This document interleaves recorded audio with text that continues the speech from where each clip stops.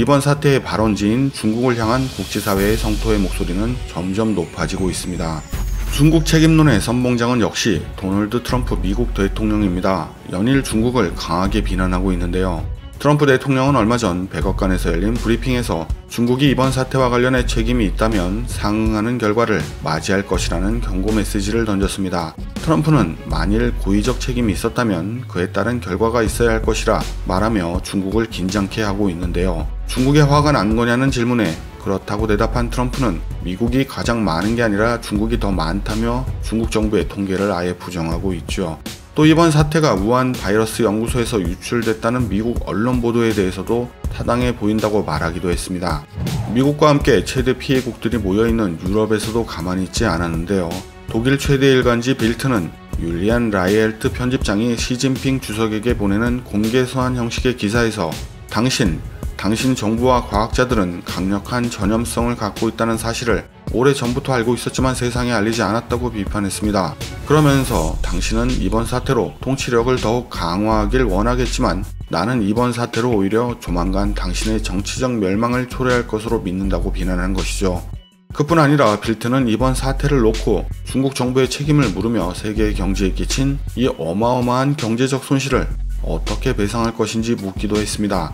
이뿐 아닙니다. 자연적인 발생이라는 중국의 주장에 맞서 마리스페인 호주 외교장관은 세계보건기구의 위기 대처를 포함해 이번 팬데믹에 대한 독립적인 조사가 필요하다고 주장하고 있고요. 마크롱 프랑스 대통령은 파이낸셜 타임즈와의 인터뷰에서 중국이 위기에 잘 대처했다고 말하는 것은 순진한 생각이라며 중국에서 일어났지만 우리가 모르는 것들이 확실히 존재한다고 말하고 있습니다. 또 앙겔라 메르켈 총리는 지난 20일 베를린에서 기자회견을 열고 중국은 이번 사태의 발생 원인에 대해 투명하게 공개하는 것이 전 세계에 도움이 된다고 덧붙이고 있습니다.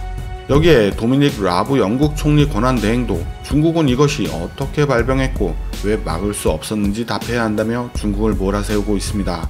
각국 언론과 정상들은 물론 일반인들도 중국을 날카롭게 몰아붙이고 있는데요. 미국 플로리다주에서 중국 정부를 상대로 이번 사태의 책임을 묻는 손해배상 소송까지 제기하고 있는 것이죠. 이번 소송은 전 세계적인 집단 소송으로 40여 개국 1만여 명의 시민이 참여하고 있는데요. 소송액은 무려 6조 달러, 우리 돈 약 7천조 이상으로 알려져 있습니다. 그런데 저 소송에 참여하기로 알려진 1만 명만이 이번 사태의 피해자일까요? 훨씬 더 많은 피해자들이 있고 만에 하나 소송의 일부 금액이라도 중국이 배상해야 하는 일이 생긴다면 전 세계의 모든 피해자들이 줄 소송을 할 거고 그렇게 되면 중국은 파산하고도 못 갚아서 수많은 문화재들을 다 팔아도 모자랄 지경일 겁니다. 이러한 각국의 날선 공격에 중국은 역시 오리발을 내밀고 있는데요.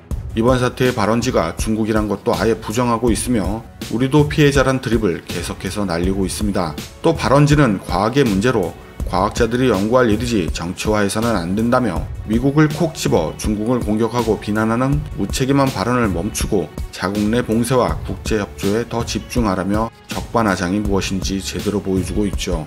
하루빨리 이번 사태가 진정돼서 세계 경제도 어서 정상화가 돼야 할 테지만 이번 사태가 끝나면 과연 전 세계는 중국에게 어떤 책임을 물을지 정말 궁금해집니다.